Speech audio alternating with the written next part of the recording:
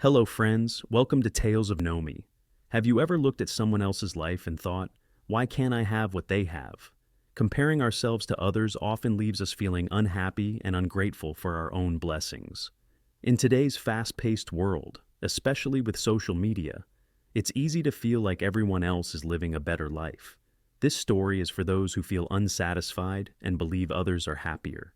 As you listen to this story, you'll also learn some new words, so make sure to stay until the end. The Frog's Dream. Once upon a time, in a lush green meadow, there lived a small frog named Fizo. Fizo spent his days hopping around the pond, catching flies, and sunbathing on lily pads. But deep down, he often felt that his life was boring and ordinary. One sunny afternoon, while Fizo was relaxing by the water, he noticed a butterfly fluttering gracefully over the flowers. Its colorful wings sparkled in the sunlight, and all the animals nearby admired its beauty. Fizo thought to himself, wow, the butterfly is so lucky. Everyone loves it, while no one even notices me. I wish I could be like the butterfly. Determined to learn more, Fizo hopped closer to the butterfly and said, Dear butterfly, your wings are so beautiful. Everyone loves you. You must be the happiest creature in the meadow. The butterfly landed on a flower and replied with a soft smile. Thank you, Fizo. My wings may look beautiful, but they make me a target. Birds try to catch me, and I spend my days flying from flower to flower, always on the run. Fizo was surprised. Really? But you look so free, he said.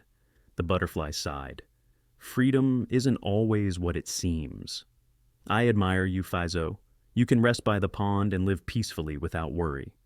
Hearing this, Fizo felt a bit better, but he was still curious. If you're not happy, then who do you think is? He asked. The butterfly thought for a moment and said, Perhaps the squirrel is the happiest. It climbs trees, plays all day, and has a home in the branches. Fizo meets the squirrel. Encouraged by the butterfly's words, Fizo hopped into the forest to find the squirrel. After some searching, he found the squirrel running up and down a tree, collecting nuts. Fizo called out, Hello, squirrel. You must be the happiest creature in the forest. You're so playful, and everyone admires your energy. The squirrel paused and laughed. Happiest? Oh no, Fizo. I spend my days gathering food and hiding it from other animals. Sometimes I don't even remember where I hid my nuts, and during storms, I'm scared my tree might fall. Fizo was confused. But you seem so full of life and fun. The squirrel shook its head and said, Looks can be deceiving, my friend. I wish I could live like you, hopping peacefully by the pond, with no worries about food or shelter. Once again, Fizo felt a little better, but still wondered who might truly be happy. Squirrel, who do you think has the happiest life? The squirrel replied, I think the bird is the happiest. It can fly high in the sky and see the whole world. The bird's truth. Determined to find the truth, Fizo looked up at a bird soaring above the trees. He called out, Bird, you're so lucky to fly wherever you want. You must be the happiest creature. The bird perched on a branch and said, Oh, Fizo, flying is wonderful, but it comes with dangers. Hawks chase me, and when the weather is bad, I struggle to find food or a safe place to rest. Sometimes, I wish I could stay in one place like you, without worrying about survival. Fizo was shocked. Even you aren't happy? The bird nodded and said, Fizo, no one has a perfect life. Everyone has struggles, even if they're not visible to others. The secret to happiness is appreciating what you have. Fizo's realization. Fizo hopped back to the pond, deep in thought. He looked at the calm water and saw his reflection. He thought about the butterfly, the squirrel, and the bird. Each one had its own challenges, just like him.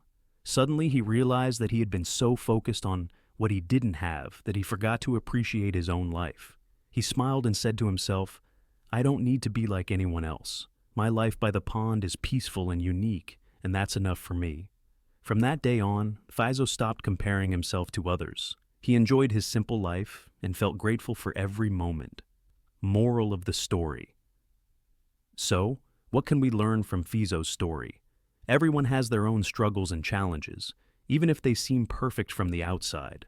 Comparing ourselves to others only makes us unhappy. Instead, let's focus on our own strengths and be thankful for what we have. Remember, you are unique, and no one can be a better version of you than yourself. If this story inspired you or taught you something new, don't forget to like, share, and subscribe to Tales of Nomi.